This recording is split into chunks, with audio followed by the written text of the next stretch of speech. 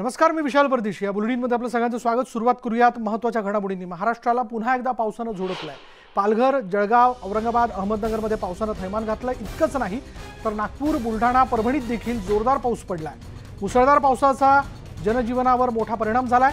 अनेक ठिकाणी शेतीचंही मोठ्या प्रमाणावर नुकसान झालंय. मुंबईतही अनेक ठिकाणी सकाळपासून पाऊस पडतोय.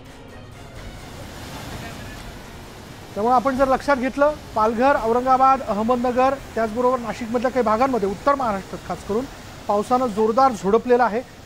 काही छोटे बंधारे जे आहेत, नदी नाले, ते आता दुथडी भरून वाहत आहेत. काही ठिकाणी पुलावरनं पाणी वाहत आहे. त्यामुळे दोन गावांचा संपर्क जो आहे तो तुटलेला आहे. त्या रस्त्यावरनं येऊजाऊ जी ती होऊ शकत नाही. परभणीमध्ये जर आपण लक्षात घेतलं तर एक बैलजोडी जी आहे ती पाण्यामध्ये वाहून गेली आणि त्यामुळे त्या दोन बैलांचा मृत्यू झालाय. अशी ही या जोरदार पावसानंतरच्या परिणामांची विदारक दृश्य, त्याचे परिणाम जे ते बघायला मिळत आहेत.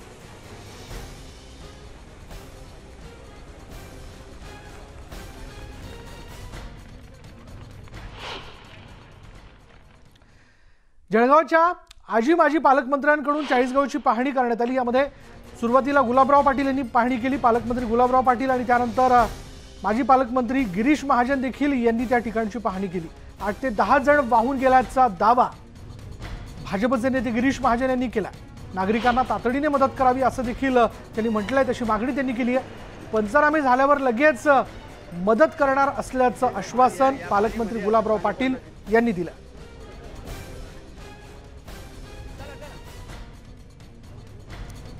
त्यामुळे ही सगळी परिस्थिती अत्यंत विदारक आहे. या सगळ्या परिस्थितीत मंत्र्यांचे दौरे होत आहेत. विरोधी पक्ष नेते देखील या सगळ्या परिस्थितीबाबत बोलताना दिसत आहेत. 8 ते जण वाहून गेल्याचं चाळीसगावच्या बाबतीत म्हटलं जात आहे. ही भीती आहे भयानक. त्यामुळे तातडीनं तिथल्या नागरिकांना मदत करा अशी मागणी होत असताना आम्ही ती मदत करू असं आश्वासन जे ते पालकमंत्री गुलाबराव पाटील यांनी दिले. भाजपचे नेते आणि जळगावचे माजी पालकमंत्री त्याचबरोबर जळगावचे पालकमंत्री गुलाबराव पाटील यांच्याशी संवाद साधला आमचे प्रतिनिधी लक्ष्मण घाटोळ यांनी.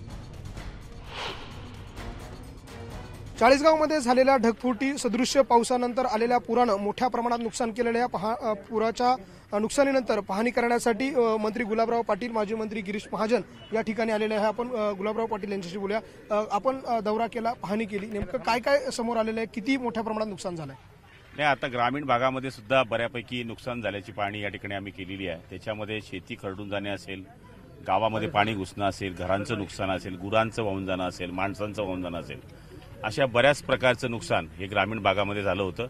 आता आम्ही सगळेजण तिकडे जाऊन आता शहरामध्ये या ठिकाणी आलेलो आहोत आणि शहरामध्ये सुद्धा बऱ्याच दुकानांमध्ये म्हणजे लोकांच्या म्हणण्यावरून आजपर्यंत या दर्ग्यापर्यंत पाणी पडल्यानंतर कधीच वरपर्यंत गेलं नाही, पण तितका महापूर या ठिकाणी झालेला आहे. त्यामुळे दुकानांचंही या ठिकाणी नुकसान झालेलं आहे. मला तरी वाटतं की चाळीसगावच्या इतिहासामध्ये असा भयानक पूर कधी आला नाही, असा पूर या ठिकाणी आज आलेला आहे. प्रशासनाला आपण काही आदेश दिलेले आहे का? नुकसानीचे काही पंचनामे केले जात आहे का? कारण लोकांची मागणी आहे की सरकारकडून आता काहीतरी मदत मिळावी. हे पंचनामे ग्रामीण भागामध्ये सुरू झालेले आहेत, शहरामध्ये अजून काही सुरू झालेले नाहीयेत. काही वेळामध्ये किंवा उद्या सकाळपासून शहरामध्ये सुद्धा दुकानांच्या पंचनाम्याला सुरुवात होईल. ग्रामीण भागामधल्या पंचनाम्याचे आणि इथल्या पंचनाम्याचे एक वेगळ्या पद्धती असल्यामुळे निश्चितपणाने शहराचे सुद्धा पंचनामे सकाळपासून सुरू होतील. आपल्यासोबत गिरीश महाजन देखील आहे. भाऊ, आपण देखील पाहणी केली, काय काय या ठिकाणी नुकसान आढळलेले आहे आणि सरकारकडनं आपण काही मागणी केली का मदतीची? खूप मोठ्या प्रमाणात नुकसान आहे. मला वाटतं मी ज्यांनाही भेटलो, ज्यांनाही विचारलो, वयस्कर लोक ते म्हणजे असा पूर आम्ही कधी आधी बघितलेला नाही. इतक्या मोठ्या प्रमाणामध्ये गावांमध्ये पाणी शिरलेलं आहे. जनावरं हजारोच्या संख्येत वाहून गेले. आता आपण जर नदीकडे जर उभं राहिलो तर इतक्या म्हशी, गायी, बैल, बकऱ्या वाहून जात दिसतात, काही किनाऱ्यावर लागलेले दिसत आहेत. पशुधनाचं मोठं नुकसान या ठिकाणी झालेलं आहे. आणि त्याचबरोबर अनेक लोक सांगतात, ग्रामस्थ, की माणसं सुद्धा म्हणजे डेड बॉडी सुद्धा आम्ही वाहताना सकाळपासून आम्ही बघतोय. जवळपास 10-12 डेड बॉडी आम्ही बघितल्या. पण आता शेवटी तपासांतीच निष्पन्न होईल किती मानवहानी झालेली आहे ती. पण आज शेतीचं मोठं नुकसान झालेलं आहे. पूर्ण शेती म्हणजे माती राहिलेली आहे. अनेक भागामध्ये शेतीमध्ये पूर्ण शेती नष्ट झालेली आहे. पिकं नष्ट झालेली आहेत. मग फळबागा असतील, केळी असेल, मोसंबी असेल, कापूस असेल, हे काहीही शिल्लक राहिलेलं नाही. लोकांच्या घरामध्ये पाणी शिरलं आहे. काही नदीकाठची घरं ही जमीनदोस्त झालेली आहेत. मोठ्या प्रमाणात नुकसान आहे. आज चाळीसगावमध्ये काही दुकानांमध्ये पाणी शिरलेलं आहे, त्यांचं नुकसान झालेलं आहे. मोठी नुकसान या ठिकाणी झालेलं आहे. आमची मागणी हीच आहे. स्वतः पालकमंत्री महोदय या ठिकाणी आहेत. सकाळपासून जिल्हाधिकारी, एसपी, आमचे खासदार उमेशदादा आहेत, मंगेशदादा आमदार आहेत. त्या ठिकाणी सकाळपासून सगळे 5-6 वाजेपासून सगळे त्या ठिकाणी कामामध्ये होते. आमची आता मागणी हीच आहे की तात्काळ पंचनामे होऊन लोकांना मदत मिळाली पाहिजे. जे बेघर झाले त्यांना आज संध्याकाळपासून काहीतरी अन्न, धान्य, भांडी वगैरे काहीतरी त्यांना मिळाली पाहिजे. त्यांची व्यवस्था शाळेमध्ये वगैरे जेवणाची वगैरे केलेली आहे, प्रशासनाने केलेली आहे, आम्ही केलेली आहे. पण यांना तात्काळ मदत व्हावी हीच आमची अपेक्षा आहे. अन्यथा अनेक जण देशोधडीला लागण्यासारखी परिस्थिती आज शेतकऱ्यांची पण या ठिकाणी निर्माण झालेली आहे. आपल्यासोबत पालकमंत्री आहे. गिरीश भाऊंनी मागणी केली की तात्काळ मदतीची, तात्काळ मदत काही आपण प्रशासनाला आदेश दिलेत का? नाही, आता तातडीने मदत देण्याकरता त्यांना अन्नधान्याची व्यवस्था ज्याप्रमाणे गिरीश भाऊंनी सांगितलं त्यांनी जेवणाची व्यवस्था या ठिकाणी केलेली आहेच. पण उद्यापासून 10-15 दिवस त्यांना धान्य पुरेल हे तातडीने पहिले द्यावे, भांडीकुंडी त्यांना द्यावी आणि लगेच पंचनामे झाल्यानंतर ज्या पद्धतीचे पंचनामे होतील त्याची तातडीने मदत मिळावी असे आदेश त्यांना दिले. हेमंत बागुलसह लक्ष्मण घाटोळ, चाळीसगाव. जळगाव जिल्ह्यातील चाळीसगाव तालुक्यामध्ये जर आपण लक्षात घेतलं, पावसाने थैमान घातलं असून चितूर नदीला पूर आल्याने चाळीसगाव नगर देवडा या मार्गावरील पूल वाहून गेलाय. त्यामुळे अनेक गावांचा संपर्क तुटलाय. मुसळधार पावसाचा फटका औरंगाबादला देखील बसलाय. औरंगाबादमध्ये जर आपण लक्षात घेतलं तर कन्नड घाटात 3 ठिकाणी दरड कोसळली. बुलढाणा जिल्ह्यात गेल्या काही दिवसांपासून पावसाने दडी मारली होती. मात्र पावसाची एंट्री झाल्याने शेतकऱ्यांच्या आशा पल्लवित झाल्या. अहमदनगर जिल्ह्यातील पाथर्डी आणि शेवगाव या 2 तालुक्यांच्या हद्दीवरील नांदणी नदीला पूर आल्याने पाथर्डी तालुक्यातील नदीकाठावरील गावांमध्ये पूरसदृश्य परिस्थिती निर्माण झाली आहे. तर परभणीमध्ये पालम तालुक्यातील लेंडी नदी दुथडी भरून वाहते. त्याचबरोबर पालघर जिल्ह्यात पावसाचा जोर वाढला असून बोर्डी, तलासरी, उंबरगावमध्ये मोठ्या प्रमाणावर पाऊस पडला.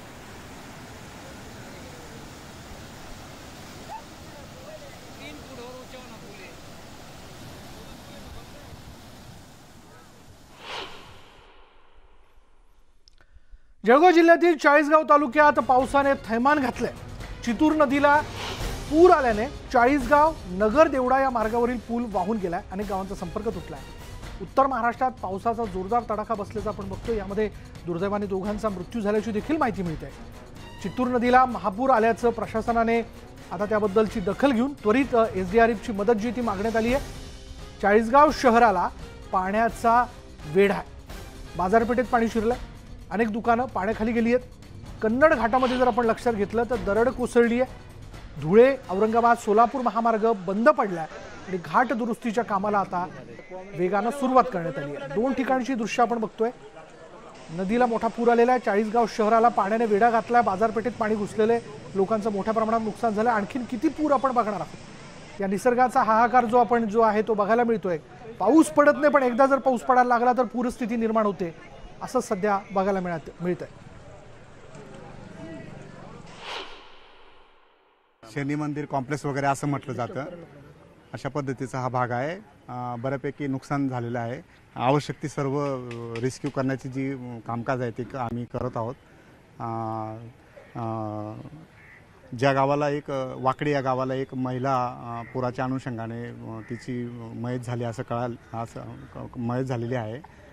तिचेही जे काय आहे ते बाकीची सगळी प्रोसेस आहे तसा आवश्यक ते रिपोर्ट आम्ही केलेला आहे. जळगावला पावसाचा वेढा पडल्यानंतर तिथे नेमकी काय परिस्थिती आहे याचा आढावा घेतलाय आमचे प्रतिनिधी लक्ष्मण घाटोळ यांनी. चाळीसगावच्या मुख्य बाजारपेठेमध्ये आता आपण आहोत आणि आपण दृश्यांमध्ये बघू शकतो मोठ्या प्रमाणात या परिसरातल्या नागरिकांचं नुकसान झालेलं आहे. नदीला जो पूर आला आणि त्या पुरानंतर ही संपूर्ण बाजारपेठ जी आहे ती अशा प्रकारे पाण्याखाली गेलेली आहे. दृश्यांमध्ये जर आपण बघितलं तर दुकानांचं जे आहे ते मोठ्या प्रमाणात नुकसान झालेलं आहे आणि एकूणच हा संपूर्ण परिसर जो आता आपल्याला दिसतोय पाण्याच्या आतमध्ये ते या ठिकाणी नदीचा मुख्य प्रवाह आहे आणि 2 नद्यांचा संगम याच परिसरात होतो आणि तिथून या पाण्याला मोठ्या प्रमाणात जो प्रवाह आहे तो पुढच्या भागात होत असतो. मात्र काल रात्री अचानक जी काही ढगफुटी झाली आणि ढगफुटी सदृश्य जो पाऊस झाला त्यामुळे मोठ्या प्रमाणात या परिसराचं नुकसान झालं. आपल्यासोबत या परिसराचे काही अधिकारी आहेत, आपण त्यांच्याशी बोलूयात. निवासी तहसीलदार आहेत, नायब तहसीलदार, आपण त्यांच्याशी बोलूया. सर, नेमकी काय नुकसान झालेलं आहे? आतापर्यंत किती लोकांना आपण रेस्क्यू केलं आहे? नाही, आता पाऊस रात्री बऱ्यापैकी मोठ्या स्वरूपात झालेला आहे. चाळीसगाव पूर्ण तालुक्यात झालेला आहे. कन्नड घाट जो आहे चाळीसगाव तालुक्यामधला त्या कन्नड घाटातही पाऊस जो आहे बऱ्यापैकी झाला आहे आणि 3-4 ठिकाणी तिथे दरड जे आहे ते कोसळलेले आहेत, दरडी कोसळलेल्या आहेत. चाळीसगाव तालुक्यातलं आता हे मुख्य बाजारपेठ आहे. बाजारपेठातलं भाजीपाला मार्केट याला म्हटलं जातं. इथेही एक छोटा पूल आहे आपण जे बघतायत त्याच्यामध्ये. तिथल्या बऱ्याच दुकानदाराचं आणि दुकानाचे नुकसान झालेलं आहे. मुख्य बाजारपेठाचं हा भाग याला शनी मंदिर कॉम्प्लेक्स वगैरे असं म्हटलं जातं. अशा पद्धतीचा हा भाग आहे. बऱ्यापैकी नुकसान झालेलं आहे. आवश्यक ती सर्व रेस्क्यू करण्याची जी कामकाज आहे ते आम्ही करत आहोत. ज्या गावाला एक वाकडी या गावाला एक महिला पुराच्या अनुषंगाने तिची मयत झाली असं मयत झालेली आहे. तिचेही जे काय आहे ते बाकीची सगळी प्रोसेस आहे तसा आवश्यक ते रिपोर्ट आम्ही केलेला आहे. आर्थिक किती नुकसान झालं असं इथल्या परिसरातल्या नागरिकांचं त्याचा काही अंदाज काढला आहे किंवा काही आकडेवारी समोर आली का? नाही, आर्थिक नुकसानाच्या अनुषंगाने आता तलाठी जे आहेत आम्ही त्यांची नेमणुका केलेल्या आहेत. सगळे तलाठी जे आहेत तलाठी कर्मचारी आमचे आणि ग्रामसेवक हे प्रत्येक गावावर आता या क्षणाला आहेत आणि प्राथमिक आम्ही रिपोर्ट घेतलेले आहेत. प्रत्येक गावात बऱ्यापैकी 15-20 घरं या क्षणाला प्राथमिक अंदाजानुसार नुकसान झालेलं आहे. आपण बघतोय अशा प्रकारचं नुकसान जे आहे ते ह्या परिसरामध्ये झालेलं आहे. दृश्यांमध्ये पुन्हा एकदा आपण बघू शकतो की लोकांना हा जो पूल आहे या दोन वस्त्यांना जोडणारा हा पूल जो आहे तो अशा प्रकारे पाण्याखाली गेलेला आहे. त्यामुळे दोन्ही भागाचा जो संपर्क आहे या पुलावरनं होत असतो मात्र तो देखील संपर्क तुटलेला आहे. नागरिकांना सुरक्षित स्थळी हलवण्यामध्ये प्रशासनाला यश आलेलं. त्यामुळे जीवितहानीचं प्रमाण जे आहे ते मोठ्या प्रमाणात कमी आहे अशी आकडेवारी जी आहे ती प्रशासनाकडनं देण्यात आलेली आहे. आणि आता या चाळीसगावमधली परिस्थिती जी आहे ती हळूहळू नियंत्रणात येते. पूर देखील हळूहळू ओसरत आहे आणि त्यामुळे इथलं जनजीवन जे आहे ते पूर्वपदावर येताना आपल्याला पाहायला मिळतंय. चाळीसगावच्या जे काही आजूबाजूचे गावं आहेत त्या ठिकाणी मात्र मोठ्या प्रमाणात फटका जो आहे तो या भागाला बसलेला आहे. आणि प्रशासनाचे काही अधिकारी जे आहे ते या ठिकाणी येऊन पंचनामा करताय. कुठल्या प्रकारचं नुकसान या ठिकाणी झालेलं आहे त्याची देखील माहिती घेण्याचं काम या ठिकाणी सुरू आहे. हेमंत बागुलसह लक्ष्मण घाटोळ, चाळीसगाव.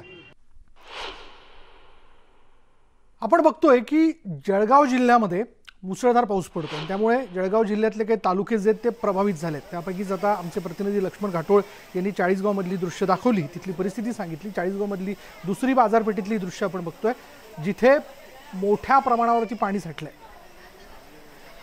चितूर आणि डोंगरी नदीच्या पाणी पातळीत या जोरदार पडणाऱ्या पावसामुळे मोठ्या प्रमाणात वाढ झाली आहे. चितूर नदीचं आणि डोंगरी नदीचं पाणी जे आहे ते ठिकठिकाणी आता शिरलंय. इथल्या डोंगरी नदीला हा पूर आल्याचं आपण पाहतोय. यामध्ये पशुधनाचं शेतीचं मोठ्या प्रमाणात नुकसान झालंय.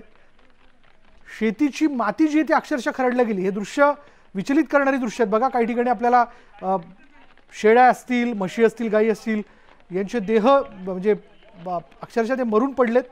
काही ठिकाणी घरातली भांडी वाहून गेलीत. मोठं नुकसान इथल्या नागरिकांचं झालंय.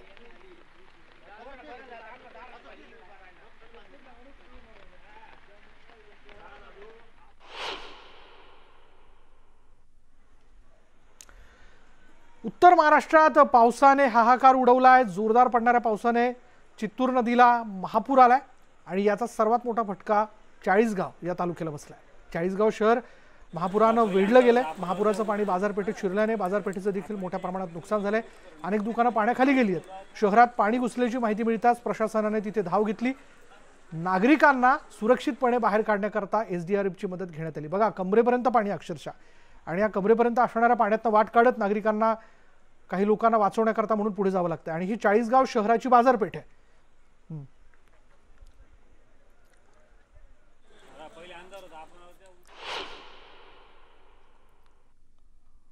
त्यातच धुळे औरंगाबाद सोलापूर महामार्ग जो आहे त्याचं दुरुस्तीचं काम सुरू करण्यात आलं.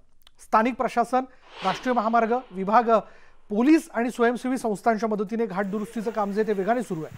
जे लोक औरंगाबादकडून घाटाकडे आले त्यांना औरंगाबादकडे परत पाठवण्यात येते. जी वाहनं चाळीसगावकडून घाटावरती आलेली आहेत, घाटात आलेली आहेत, त्यांची व्यवस्था करण्यात आली. त्यामुळे मध्ये जी दरड कोसळली आहे ती दरड हटवण्याचं काम जे ते केलं जाते.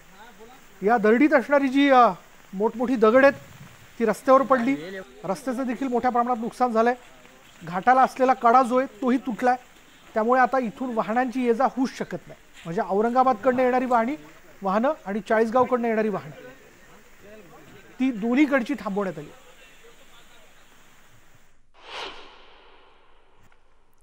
सर्व जनतेला माझे आव्हान आहे की कन्नड घाटात खूप मोठ्या प्रमाणात दरड कोसळलेले आहे.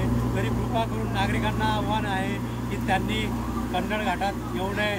त्यांना जर औरंगाबाद जायचं असेल तर त्यांनी नांदगाव मार्गे जावे आणि औरंगाबादकडून जर यायचं असेल तर त्यांनी जळगाव मार्गे यावे. ही सर्व नागरिकांना नम्र विनंती आहे. त्यामुळे ही परिस्थिती लक्षात घेऊन आपण जर औरंगाबादकडे जाताय, चाळीसगावकडे येताय तर मार्ग लक्षात घ्या. पुढे जाऊयात अहमदनगरमध्ये. अहमदनगर जिल्ह्यात पाथर्डी आणि शेवगाव या 2 तालुक्यांच्या हद्दीवरील नांदणी नदीला पूर आल्याने पाथर्डी तालुक्यातील नदीकाठावरील गावांमध्ये पूरसदृश्य परिस्थिती निर्माण झाली आहे. अनेक घरं पाण्याखाली गेली आहेत. बचाव पथकं नसल्याने अडचण निर्माण झाली आहे. पुरात अडकलेल्या लोकांना सुरक्षित स्थळी हलवण्याकरता स्थानिक पातळीवर प्रयत्न सुरू आहेत, परंतु प्रभावी सुविधा नसल्याने अडचण निर्माण झाली आहे. महापुरातून 50 नागरिकांची सुटका करण्यात आली असून 100 नागरिक अजूनही पुरात अडकलेत. पूर आलेला आहे आणि आखे गाव, वरूर, बगूर या ठिकाणी पुराचा वेढा पडलेला आहे. आपण आतापर्यंत 11 लोकांना सुरक्षित बाहेर काढलेले आहे. अजूनही या ठिकाणी मस्के वस्तीला 20 लोक आहेत. आपण त्यांना उंचावर सुरक्षित ठिकाणी ठेवलेलं आहे, पण अजून त्यांना बाहेर काढण्याचं काम बाकी आहे. आखे गावमध्ये पूर परिस्थिती आता निवळलेली आहे. सर्व 100 लोक जे अडकलेले होते ते आता सुरक्षित ठिकाणी आहेत. आणि लांडे वस्ती, शेवगावमध्ये लांडे वस्ती त्या ठिकाणी अजून 12 लोक अद्यापही आहेत. आपण ते मदत कार्य सुरू आहे. यानंतर वेळ झाली का ब्रेकची ब्रेक घेऊयात. पहा फक्त न्यूज 18 लोकमत.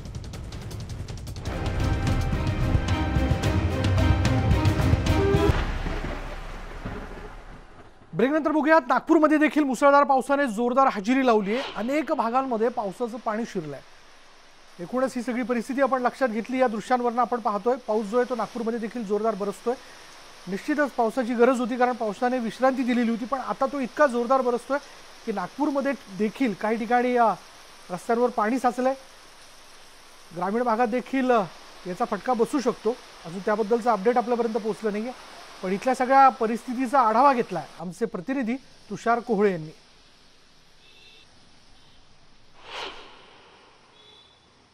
नागपूरमध्ये आज अचानक मुसळधार पावसाने हजेरी लावली, त्यामुळे काही भागामध्ये पाणी शिरल्याचं पाहायला मिळत आहे. जिथे विशेष करून सिमेंटचे रस्त्याचं काँक्रिटीचं काम सुरू आहे त्या भागामध्ये पाणी शिरल्याचं पाहायला मिळतं. आपण बघू शकतो सध्या मी रामदासपेठ भागामध्ये आहे आणि इथे देखील सिमेंट रस्त्याचं काम सुरू असल्यामुळे या भागामध्ये पाणी साचल्याचं पाहायला मिळत आहे. अचानक नागपूरमध्ये पाऊस आला दुपारच्या वेळेला. तसं तर मागच्या 2 दिवसासाठी नागपूर वेस्ट शाळेने अलर्ट दिलेला होता, मात्र अचानक पाऊस आल्यामुळे नागरिकांची तारांबळ देखील उडाली आणि कमी वेळामध्ये जास्त पाऊस पडल्याने या भागामध्ये जिथे सकल वस्त्या आहे किंवा जिथे सिमेंटचं असं काम सुरू आहे त्या भागामध्ये पाणी साचल्याचं दृश्य आपल्याला पाहायला मिळत आहे. एक महत्त्वाचा विषय हा देखील आहे की नागपूरमध्ये ह्या हंगामातला विचार करायचा झाला तर जो काही पाऊस झाला त्या पावसामध्ये अशाच ठिकाणी पाणी साचल्याचं पाहायला मिळालं जिथे सिमेंटचं काम सुरू आहे किंवा जिथे ड्रेनेज लाईनमध्ये काही डिफॉल्ट आलेला आहे त्याच भागामध्ये पाणी साचल्याचं पाहायला मिळतं. सध्या रामदास पेठेमध्ये या भागामध्ये सिमेंटचं काम सुरू आहे, त्यामुळे आपण बघू शकतो की कशा प्रकारे नागरिक पाण्यातनं रस्ता काढताना दिसत आहे. या संपूर्ण भागामध्ये जर का तुम्ही 80 मिलीमीटरच्या वर जर पाऊस झाला तर हा संपूर्ण भाग पूर्ण पाणीमय होऊन जातो आणि काही भागामध्ये ते रुग्णालय असेल किंवा नागरिकांचे घर असेल त्या भागामध्ये देखील पाणी शिरते आणि नागरिकांना अशा प्रकारची मग तारांबळ किंवा अशा प्रकारची कसरत करावी लागते. नागपूर वेधशाळेने आज पावसासंदर्भात अलर्ट दिलेला नाही आहे. जो काही कमी दाबाचा पट्टा होता पश्चिम बंगालच्या उपसागरातला तो आता पश्चिम विदर्भाच्या वर आहे. त्यामुळे कुठेतरी पुढची काही दिवस म्हणजे विशेष करून 2-3 दिवस तरी पाहिजे त्या प्रमाणामध्ये पूर्व विदर्भामध्ये पाऊस होणार नाही, मात्र पश्चिम विदर्भातल्या काही जिल्ह्यामध्ये अलर्ट आहे आणि त्या भागामध्ये मोठ्या प्रमाणात पाऊस होण्याचा इशारा नागपूर वेधशाळेने दिलेला आहे. मात्र आज एकाएक आलेल्या पावसामुळे काही अंशी का होईना नागरिकांची चांगलीच तारांबळ उडाल्याचं पाहायला मिळालं. व्हिडिओ जर्नलिस्ट प्रशांत मोहितेसह तुषार कोडे, न्यूज 18 लोकमत, नागपूर. आज, उद्या आणि परवा 3 दिवस महाराष्ट्रात काही ठिकाणी जोरदार पावसाचा इशारा जो आहे तो हवामान खात्याच्या वतीने देण्यात आलेला आहे. त्याच्यामुळे अगदीच गरज असेल तर आपण घराच्या बाहेर पडणं फार आवश्यक आहे. आणि या सगळ्या पावसामध्ये म्हणजे अति परतीच्या पावसामध्ये जर लक्षात घेतलं तर साथीचे रोग देखील बळावतात, म्हणून आपण आपल्या कुटुंबाची आणि मुलांची काळजी घ्या. शिवाय कोरोनाचं संकट अजूनही मिटलेलं नाही आहे, त्यामुळे आपल्याला सगळ्यांना विनंती आहे की कोरोनाशी संबंधित त्रिसूत्रीचं पालन करा. खास करून मास्क वापरणं फार गरजेचं आहे. मास्क जरूर वापरा. आपण सुरक्षित तर कुटुंब सुरक्षित, कुटुंब सुरक्षित तर समाज सुरक्षित. यानंतर इथेच थांबणार आहोत. पहा फक्त न्यूज 18 लोकमत.